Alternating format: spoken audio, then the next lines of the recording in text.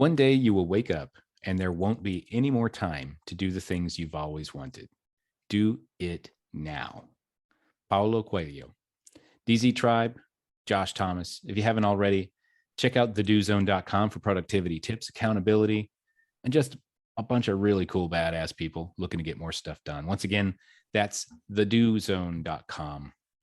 Today's guest is Brian Lewis, dad of six, leader of the Brian Lewis team at eXp Realty, real estate investor, entrepreneur, and host of the Get Some Fire Live podcast. He's also a farmer and a reserve police officer and an apex cowboy. Man, Brian, you got a bunch of stuff on your resume there. I'm looking forward to diving into this. But first, welcome to the Do Zone. Say what's up to the tribe and tell us something you believe is the key to getting stuff done that most people wouldn't think of.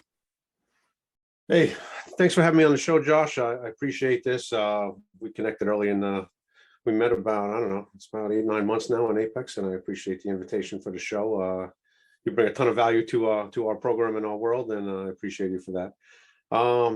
Things to get the stuff done. I mean, really, it's just do it. I mean, we all make excuses, and we all have reasons why we don't do it, and you just really got to get up and do it. Accountability is really big too. I think having your accountability partners that hold you accountable and hold your feet to the fire and make sure that you're going to do what you need to do. I think that's something big for me, that really once a week check in with some people to say, hey, did you do what you said you're going to do last week?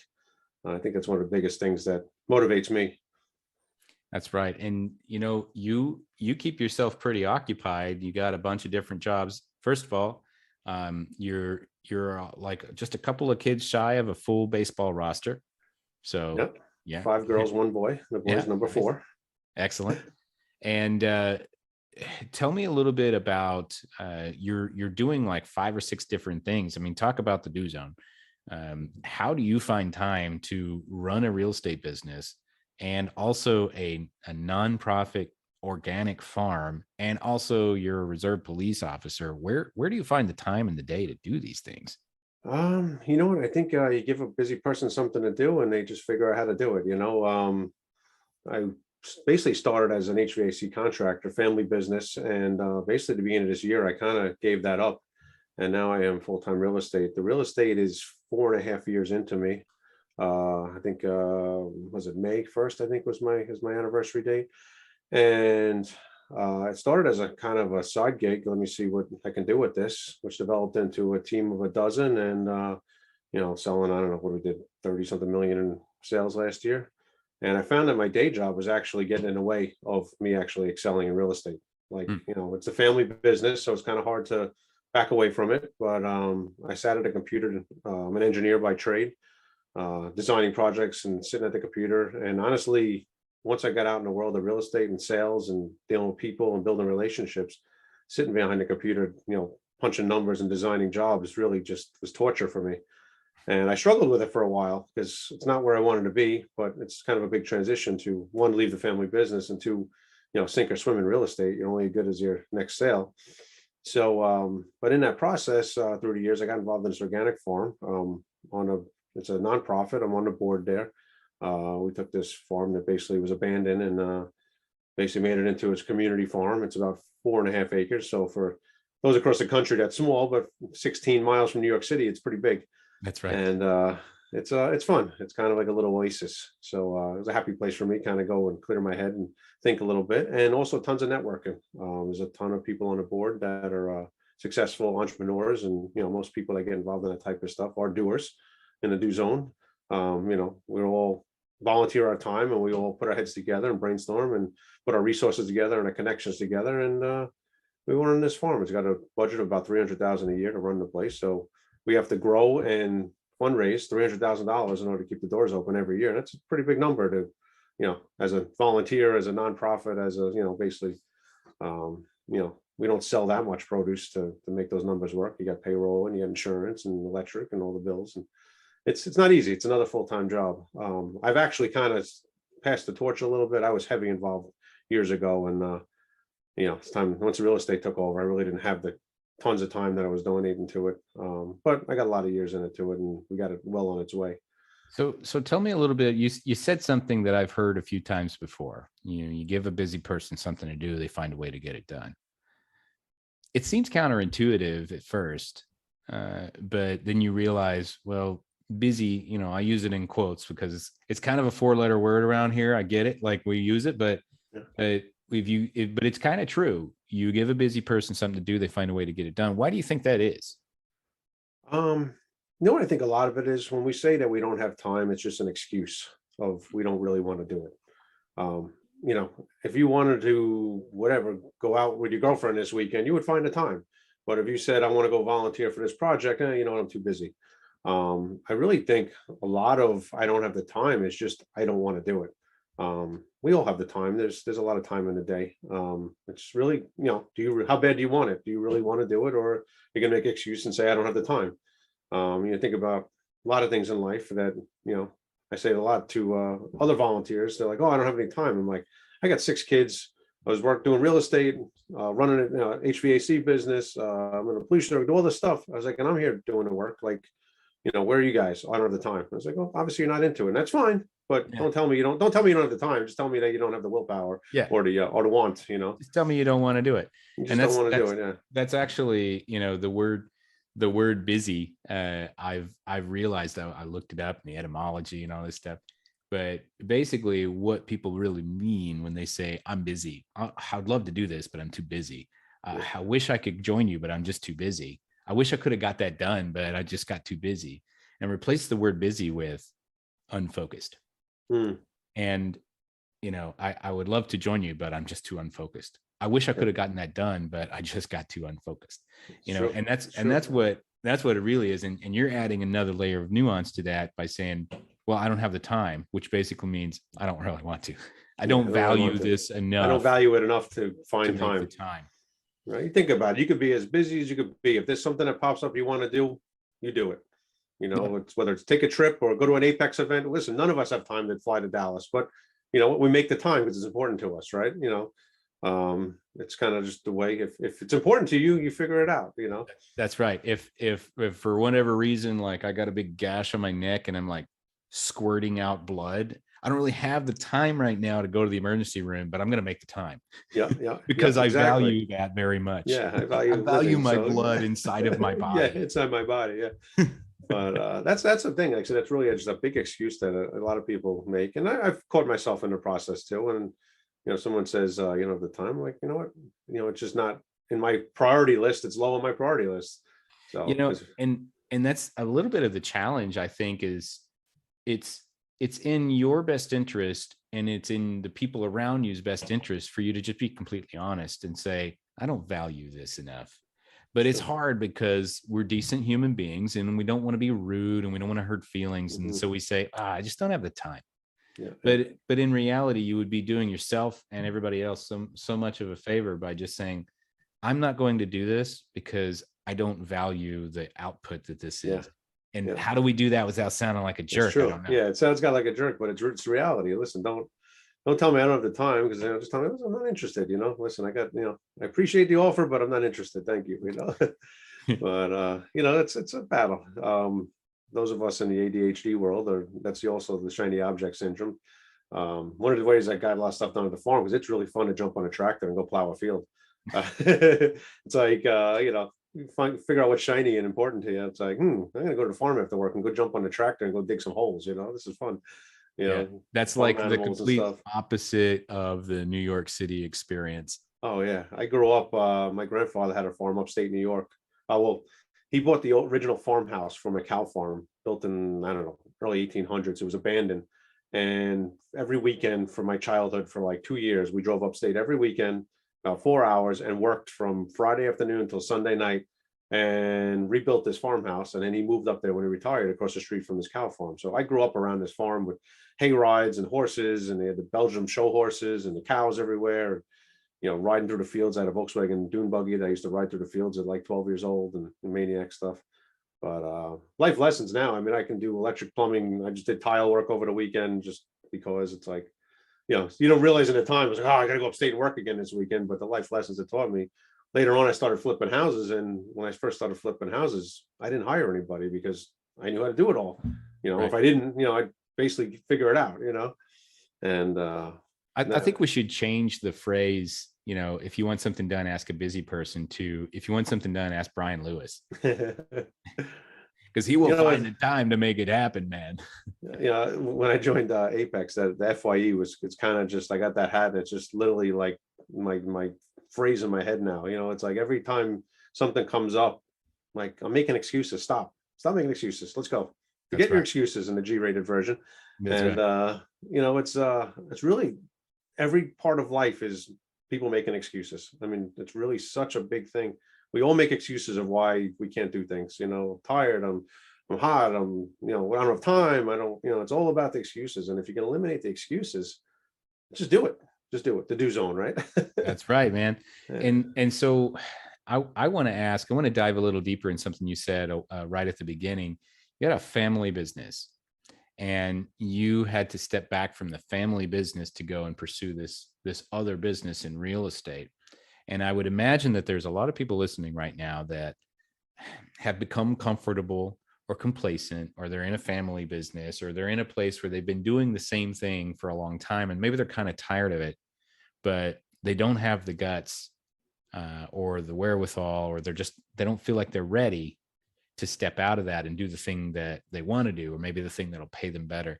And so walk me through kind of the decision process of walking away from a family business where you got a secure job for life and into this completely unknown thing. What were kind of your decision making factors in that? You know what? COVID was a big factor in that. COVID, New York City construction, they shut us down. Can't come to work, stay home. We weren't supposed to be selling real estate, but we were still able to sell real estate. There was just some, basically, all right, the door's open, go show the house type thing. And so I was still able to make some money selling real estate, but I did realize that not going to the office 50 hours a week, 5 days a week, sometimes 6 days, quality of life was like completely different. And I'm like, so I really like being able to, I lost a bunch of weight in the process. I'm like, I really like being able to work out and, have time to do this and see the kids and, go out and, go for a ride in the car. I got a bunch of classic cars, convertibles and stuff, nice sunny day. We go for a ride in the car because I don't want to sit behind a desk anymore. And I said, when I started really thinking about it, I'm like, like 50 hours a week that I'm spending in the office, if I just put half of that into real estate, I make a lot more money. I was a salary employee, family business. So obviously the real estate world's lucrative. We got pretty expensive houses here on Long Island. And I'd sell one house is basically what I made all month. So I'm like, so I could, go list a house and sell it and hang out with my kids and not get stuck in the office 50 hours a week. And also I realized that I enjoy the people part of it. I've always been a relationship guy, but my real estate built on relationships. I love people, I love networking, I love connecting. It's always been my thing. And it allows me to do that so much more. It allowed me to be who I want to be and where I want to be, rather than felt stuck for years, like just in this hamster wheel. We talk about it a lot, right? You're running in a hamster wheel doing the same thing, going to the office, sitting at the computer, designing a job, going home next morning and turn on the computer, doing it again. It's like the monotony was just like, I don't want to do this anymore. Whereas each house is, something new, and new air, new neighborhood, new location, new people, new buyers. It's a whole different world. And it really was a game changer. So, but trying to pull back from that is really tough when you're working for dad, and my sister's in the business, my uncles are in the business. It's, my brother-in-laws are in the business. It's by Yeah. the end of the So day, I had to choose my happiness and my kind of peace over everything. yeah, so talk me through that though, because you did a great job of explaining, like, okay, here's why. And like, Yeah, man, I get it. Everything you yeah, said was like, yeah, yeah, dude, that was a great choice. yeah.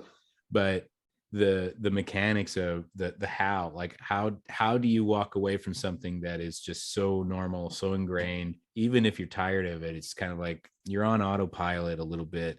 How were you able to kind of manifest that transition out? Well, it kind of worked in my favor. We were a little slow beginning of the year. So I'm one of the draftsmen. So I'm one of the designers. I draw the ductwork up for the HVAC projects, and there's a couple a couple other guys that do the same thing in the company. And so basically, as it slowed up, there really wasn't a ton of work for me. So I was like, oh, you know what? I'm just not going to come in this week. We'll save payroll a little bit, and turn it to 2 weeks, turn it to 3 weeks. I kind of just stopped going to work, really. I mean, I just stopped going. I kind of just Yes. stopped going to It work. And reminds me of Office Space. I'm just going to stop going. yeah, so That's awesome. That's, now, that's, it's kind of, we're kind of joking about it, but that's one way to, if you really want to make a drastic change in your life, just stop going to work. I do not advocate that you just walk away from a secure paycheck. Okay. But sometimes you just got to rip the Band-Aid off. Like, you know what? I'm just not going to go to work anymore. I can't yeah, stand showing up one more day. And whether I figure out the solution or not, I know this isn't the solution. yeah, no, and Dad saw me building my real estate business, and he kind of saw the money I was making and the team I'm building, and he's kind of like, like if that's what you want to do, like don't stay stuck here. You know what I mean? Like, the other part of the business is we're a union shop in Manhattan. The union's your partner. Not knocking unions, but they've priced themselves out of the market. There's all kinds of work rules that basically protects guys to not work. So basically, our prices are ridiculous, and there's a non-union element that's basically taking over the city. So we can't compete with the non-union element. So our profit margins are very slim. We work on high volume, big $1 million jobs, and high exposure. Then you got New York City Building Department regulations to deal with. You got obviously your OSHA, stuff to deal with, safety ladders, scaffold, all that stuff. Everyone's got to be trained and certified and all that other stuff. And then in addition to that, in buildings in Manhattan, you can't make noise after 8 o'clock. So we're hanging ductwork from the slab above. We use hammer guns and drill into the concrete. After 8 o'clock, you can't make noise. So now you're starting jobs at 4 or 5 in the morning. You can't get deliveries anymore because they're afraid you're going to blow the building up. So they won't let you back your truck into the building. So you got to unload in the street and then carry all the stuff into the building from the street, which is just another nightmare. And then the meter maid's writing you a ticket, $100-something ticket on the truck while you're unloading. Yeah. And it's just like everything's against you. Everything's against you. And it's just not fun. Years ago when I first started, it was fun. Things were different. But now it's just so much bureaucracy and just everyone's in your pocket. Insurance. We were carrying like a $5 million umbrella on our work. Now they're pushing for a 10, and some buildings pushing for a $25 million umbrella policy on insurance. If anything happens on a job site, basically they come after you. And the cost of the policy, you're working more than half the year just for insurance. It doesn't make sense. Unfortunately, it's a dying industry, and I'm third generation union sheet metal worker, and the industry's dying, and it's sad, but it's reality. We see the writing on the wall. Well, I mean, fortunately, you're a guy that knows how to get stuff done, and you're a guy that knows how to pivot. And I think that's something that I'd like to dive into here. Let's get into the do zone diagnostic and crack that skull open and see what's going on. You ready? Definitely. Awesome.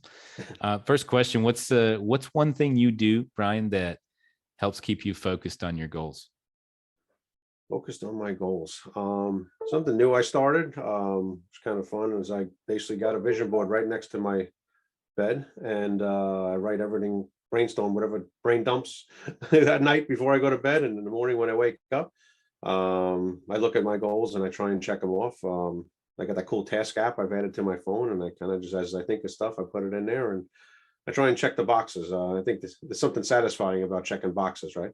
Oh yeah. So I love it. yeah. It's cathartic. Yeah. It's like, oh, check this out. We got 10 things to do today, and we just knocked them out. So, a that's man pretty after cool. my own heart. I appreciate Yeah. And so, Brian, how do you get back on track when you lose that focus? I think a lot of it is when I'm getting messed up, I get outside. I do this We Ride at Dawn thing on my bike, and I go spend 10 miles a day. I'm 272 in today, I think it is. I've been riding 10 miles a day on my bike, and I get out in nature and I go get some fresh air, and I kind of do my meditation and thinking, and this is what I got to do today. This is what I'm working on. This is where the ideas pop up. And I think just like basically stopping and going for a walk is big. When you get frustrated, you get stuck, just break it. Stop sitting there and just get out, go for a walk, get some fresh air, circle back, sit down again, and take another shot at it. And I think that's important. Yeah, I've actually heard that multiple times. Your counterpart Samuel Smith said the exact same thing. We're very much alike. I think we were separated at birth. And so, speaking of, who is your support group, Brian, and how do they keep you accountable? Sam's probably one of my biggest. Me and Sam are brothers from another mother, and started as we had a cigar a couple months ago and decided to start doing how can we give back to our community, and how can we give our friends a platform to talk about, what they do and who they are, and just in a loose format, kind of like two guys sitting at the bar hanging out and talking about whatever comes up. And we put together this little reality show podcast type thing, and that we hold each other accountable, and that we, like, hey, listen, I got this going on. What do you think? I got this going on. What do you think? What should I do here? What should I do that? Yeah. And there's a couple other accountability groups I'm in with, other Apex members. Greg Michaelman, Todd Freeman, Benny Montalbano, my New York crew. We meet once a month. We just had dinner not too long ago, and we push each other and check in with each other and everything all right. And it's kind of nice to have that person that, Benny's big thing is that you good, that little meme with the looking Yeah. around, there was at the lockers or whatever, and he sends Yeah. it to me all the time. You good? Yeah. Sometimes you're like in the middle of a funk and all of a sudden you get this silly, you good? And I'm like, you know what? I am now, Yeah.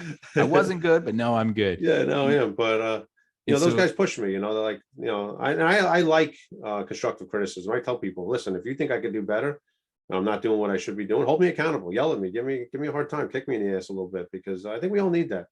yeah. Sometimes you kind of just need that. Hey, wake up, just get on track. And like, oh yeah, okay, yeah. You get in your funk and you get on your whatever, your tunnel vision going, and you realize, hey, you're not doing as much as you could be doing. Yeah, that's right. And so you're a guy that has started a bunch of complicated projects, both in construction and real estate and elsewhere. You run a farm. How do you approach a difficult project that you're not quite sure how to complete? I think lean on your network. I mean, I'm a big connector and networker. I try and find someone that's done it or done something similar, and I reach out to them and say, listen, we're trying to do this. What do you think? I think it's, basically, I think education, learning, knowledge it's a process where it keeps rolling down the hill. And, I'm going to teach you something and you're going to teach the next guy something, and invite all the way down the hill, right? And that's generational learning, right? So if you don't know how to do it, find someone who's done it, and, pick their brain. Everyone's happy to share. We know that, if someone knows how to do it and they think they can help you, probably 99% of people out there are willing to either give you a hand or tell you how to do it, or and give you a process and procedures to do it. I mean, I knew nothing about farming. I mean, I hung out near a farm, but we knew nothing about farming. And, Mhm. we reached out to other farmers out, real farmers out east on Long Island. There's a bunch of farms out there still. And we made field trips out there and talked about what they do and processes they have. And there's actually kind of farm mentors that basically teach you how to farm. It's like a new thing that kind of people want to get back into farming. So there's actually almost like a farm coaching people out there that teach you how to farm. It's kind of, we think in entrepreneur world, we got entrepreneur coaches, right? There's farming coaches that teach you how to farm, especially in the organic world. Organic farming is completely different than anything else, because you can't just dump a chemical on it and fix the Right. problem. It's It- so in last question for you, Brian, what's the number one pro tip that you would give to someone looking to get more stuff done in less time? it's organize, just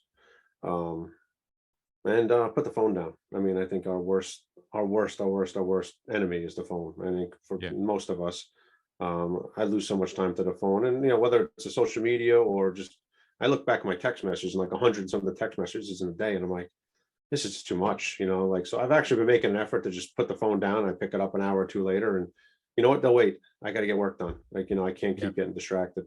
And it's hard to do that. It's hard to, when you're so used to being, in the real estate world, every call could be, $10,000, $20,000.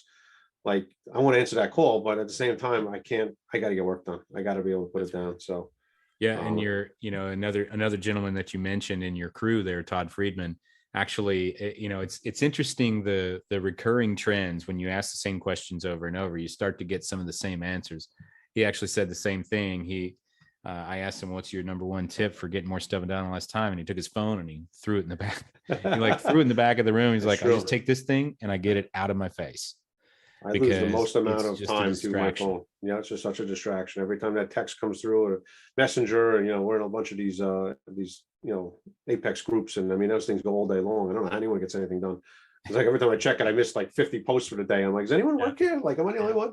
So I really, I got, Who actually makes money around here? yeah, I'm like, everyone's on these chats all day long, So but I've literally been a battle with me. I'm just literally just put the phone down. I don't care who's in there, what's going on. Like, I'll check it in an hour or two, and I'll get back to wherever I need to get back to. And that allows me to get the focus I need. Shiny object syndrome is dangerous for all of us. The phone's sitting there. I leave it in the other room a lot of times because, if it's sitting there next to me on the desk, you're tempted to pick it up, leave it in, throw it in a charger in the other room, and when you come back, it'll be charged, and then you can deal with it. That's right.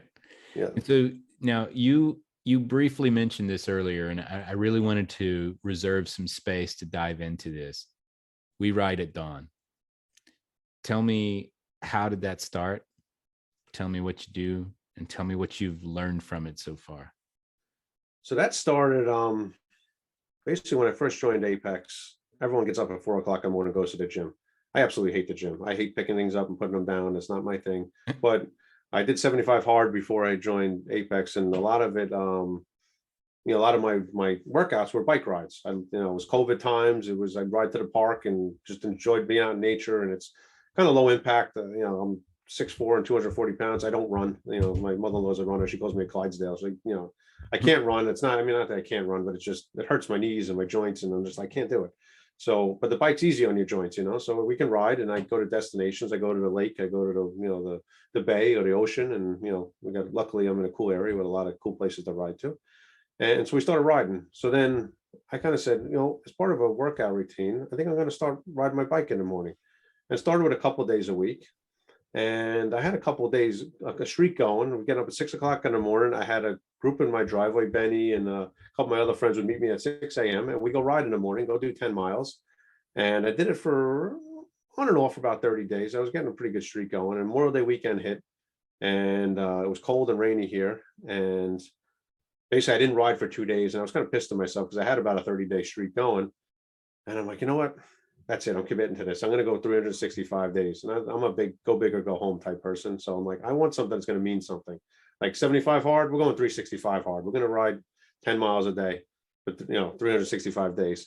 And it started as a goof, actually. Everyone's like, oh, we're going to go ride tomorrow morning. And I'm like, hell yeah, we ride at dawn. It's that Big Bird meme. I know, we ride at dawn, bitches is the meme, and it's Big Bird on a bike.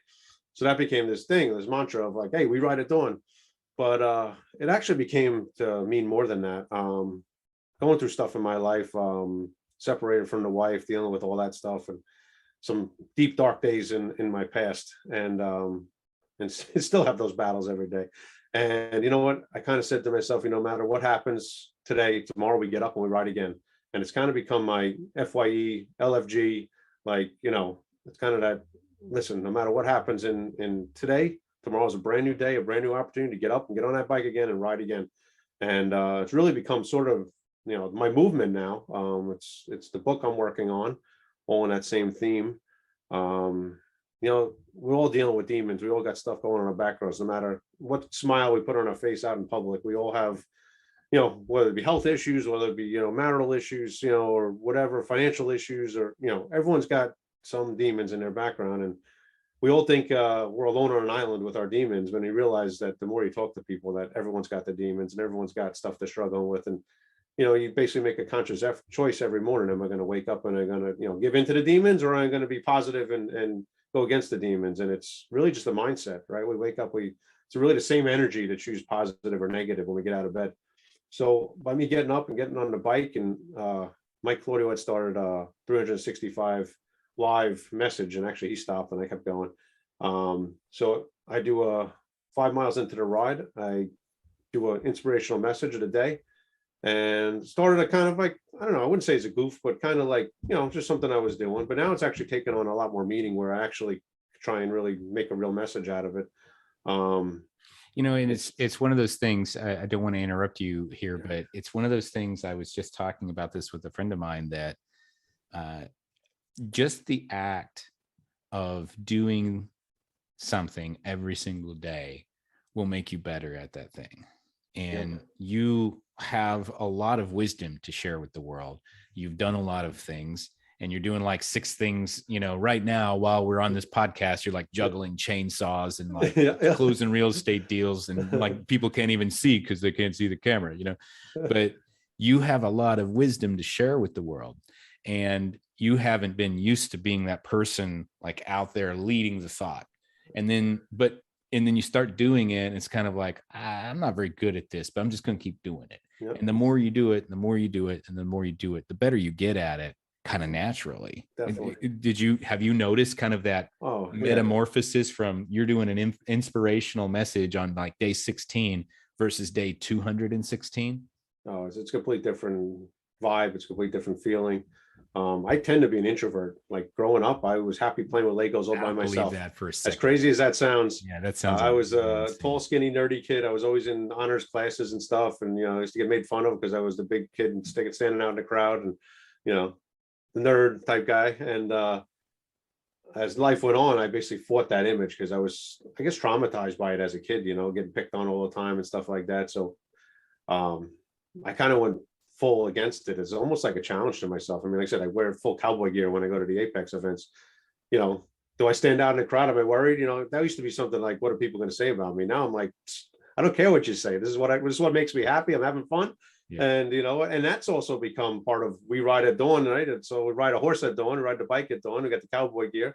And that's kind of become my thing now too. And it's fun. It's just, get out of your comfort zone. We're all so comfortable in our zone.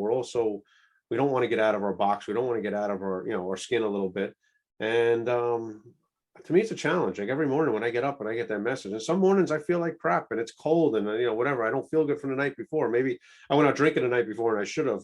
That's the other thing. This keeps me a little bit honest. I gotta be good. Yeah. And sometimes those messages are hard, but obviously you start to realize that that's a stupid idea to go out late when I got to get up at 6 a.m. and go ride. The ride's been going a little bit later now because it's been absolutely freezing here in New York. And rather than riding in the dark and the ice, and I've been waiting a little bit longer. I also find I get a little bit more engagement when I do my messages later.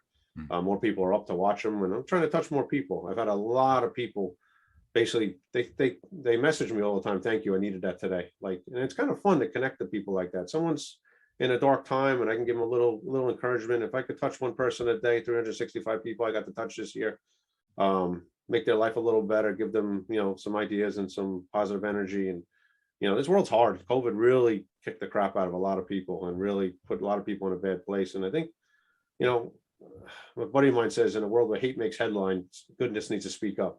And that's like, I feel like, you turn on the news and it's just doom and gloom and this and that, so we need to stand up and pass the positive around. The only way we're going to change the world, and I believe that we could change the world if we all get in this together, is keep spreading the love, spread the positive message around. Yeah. We're battling the news every day. Well, there was something that you and I talked about a long time ago, and I don't know if you remember this or not, but we were having a conversation and you brought up the word non-negotiable. And that was at the time when Rewrite at Dawn was kind of getting some steam. You said, you know what, this is just non-negotiable. Yeah. This is what I'm going to do, whatever is happening in my life. And you've talked around it as you've been describing it here, but when you use that word, it has power, because there are so many, everything in life is negotiable. I don't want to get up to that, man. It's cold. It's icy. I'm tired. I'm hungover. I'll probably be all right. But when you make things non-negotiable, that's when you really start to make huge progress. Talk to me just real briefly about that concept of being non-negotiable and how has that impacted your life? I've had so many people like, oh, no one will know if you don't ride 10 miles. Like literally, I've gotten home sometimes and I'm like at 995, like on my app, and I get back out and I ride up the block one more time because I will not get off my bike until it's 10 miles. Like, and everyone's like, what's the difference? Who's going to know? And I'm like, I know. And I say, if I can't be honest with myself, how could I be honest with, the world? How, if I can't trust myself, how do I expect the world to trust me? Right. And the world is all about building know, love, and trust, right? The more people that know that you're a decent human and they can trust you, it's supposed to be like, I change it to love. I think it's more than like, I think, like I said, I'm a big spread the love fan. And it's not negotiable to me to cheat, like, to cheat myself, to cheat, like, 75 hard we talk about, right? So many people are like, oh, no one will know if you do that last workout. When I had 75 hard, so many people are like, what are you, crazy? Just skip the workout. No one will know, and I'm like, I know, like, and I've legit done at least 10 miles a day now for 270, whatever days I'm up to now. And some of it's on a stationary bike. If we go to Apex, obviously I can't ride a bike. I was actually trying to figure out how to get a bike there and ride it, but we did a stationary bike 10 miles. But I've ridden either stationary or outside 10 miles a day, for this whole time. Memorial Day weekend is roughly the 365 point. And now the problem I got is, where do I go from here? Do I keep going, or it's kind of my thing now, and I'm kind of getting tired. My legs hurt constantly, like literally riding 10 miles a day. Like, And some days I take it easier, and some days I push myself. And the days I pushed myself yesterday, and my legs are burning today. So the ride this morning in the freezing cold in the wind, like my legs just didn't want to work anymore. But we just keep going. And it's funny. I have a counselor that I talked to, and I was talking to her this morning, and I was like, it's cold out. I just don't feel like doing this today. She's like, oh, no one will know. She's like, just drive around in the car, and you'll get your mileage that way. And I'm like, no, non-negotiable. Like, Get a I'm new putting, counselor. Yeah. yeah, I'm like, are you crazy? She go, well, it's cold out. And I'm like, I don't care. Like, I'm doing it. Like, non-negotiable. Like, again, I just feel like, if you're going to lie to yourself and cheat yourself, like, what does that say about you for the rest of the world? It's like, I don't know. And I think so many people are comfortable with cheating themselves and lying to themselves, and, making excuses. Every time we're making excuses, there's usually another lie to ourselves. Mhm. And I don't know. I feel like, what, I love the term, we represent what winning looks like. And that's something that also rings in my head. Like, it's just what I'm doing right now is just represent what winning looks like. And sometimes I'm like, you know what, maybe I shouldn't be at the bar having a drink right now. I should be doing something else, and we've all had those moments like, this doesn't represent winning. Like, said I'm hungover in the morning. That doesn't represent winning, Yeah. and you start changing your mindset a little bit, and or hopefully a lot. And there's a couple things I talk about all the time. Represent winning looks like, fire starts fire. We inspire everyone around us. That's one of my terms. Everyone watches what we're doing. And by me going to ride my bike, I got a bunch of people now that are riding their bike, that are out running, that are out walking, that literally text me in the morning and said, I'm out running right now because of you. Like, I was making excuses, and I see you doing this, all these days in a road, and hot, cold, whatever. Like, I'm out there. Thank you for the inspiration.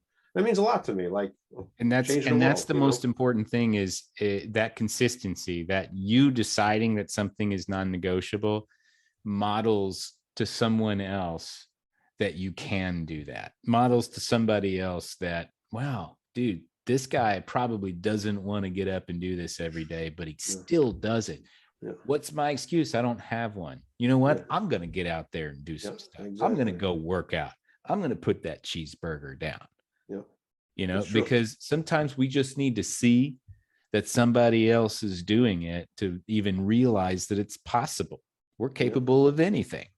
Totally. It's like, when I first said I was going to do this, people were like, you're crazy. And I'm like, that makes me want to do it more. Like, Hold my beer. Yeah. Like, hold my beer. Watch this. Yeah. It's like, 365 days in a row, I, got up and rode. And, like I said, it's a huge, fuck your excuses thing right there, because, what's your excuse? What, I just did it. Like, I just did 365 days in a row. You can't get up and do it. I'm a big I like to basically fuck your excuses for people. Like, people make excuses. I'm like, if I can do it, you can do it. I don't want to hear those excuses anymore. 6 kids and, 8 different jobs and all the other stuff I do, and I still get stuff done. And people tell me, oh, I can't get stuff done. I can't do this. I wish I could do what you do. I wish I had the time. I'm the worst person at the time. I'm like, right back where we started, man. Yep. You make time for what you value most. And then, you watch people, they'll know every single sports stat, every baseball stat, every basketball stat, every football stat. As if you put all the time and effort you put into memorizing all those sports stats, they mean absolutely nothing to you. And you put it into your life, into your business, into your career, into your relationships, into your spouse. Your life would be a lot different, and you'd have a lot more time on your hands, Yeah. They Well say, said. you want more time, you want more money, sell your TV. That's right. Yeah. And Right. so where can people find out more about you now? I know you do a real estate business. Who do you serve with real estate? And for those that are outside of that area, how can they engage with you otherwise? So Brian Lewis Jr.com gets most of my links are on there. It's kind of a landing page with a bunch of links. Brian Lewis Realtor on Instagram, Brian Lewis Jr. JR on Facebook. But again, Brian Lewis Jr.com will get you to all my stuff. I'm basically Long Island, New York, residential and some commercial real estate, but I have a network across the country. So basically I have affiliates everywhere across the country, actually out of the country too. We're in a couple other countries now. My EXP Realty is really expanding on fire. Basically, if there's any realtors out there that are struggling, I have a coaching program where I coach realtors how to get going. How to, a lot of realtors sell 2 or 3 houses a year and they don't understand it, how it works. And I basically do a weekly coaching call, and I welcome realtors to connect with me, and I can coach them and help them do better. Um, it's a great business, and there's lots of opportunity out there, but you got to know how to do it. And it's a people game, just like That's right. anything in life. It's all about the relationships we build along the way. And I'm a big connector too. If anyone needs anything anywhere, I have a giant network. Giant network. Obviously, we got Apex, but I have my own Apex here in New York, where I've always been a connector. So if you need anything anywhere, just reach out. Hey, do you know someone? And I usually have someone, or I know got a someone who guy. knows someone. I'm that guy. I got a guy. That's been I me got a my whole guy. life. So, and That's I'm right. happy to help. I'm happy to share the love with, help my friends, and help, help two friends at the same time. That's a win for me. Brian Lewis Jr., hashtag we ride at dawn. Thank you so much for being on here and sharing how you get stuff done. I really appreciate you, man. I appreciate you, brother. Thank you for the invite. Awesome. So we're going to wrap up from here. One more time, thanks for our guest, Brian Lewis Jr., for being on here and sharing his wisdom. If you'd like to connect with him directly, you can visit his website, brianlewisjr.com. That's Brian, Brian, Lewis, LEWISJR.com. If you're a busy entrepreneur looking to get to the next level, head over to thedozone.com for productivity tips, tools, and strategies. You can also join our Facebook group of the same name. Until next time, remember, we all have the same 24 hours in a day. What are you going to do with yours?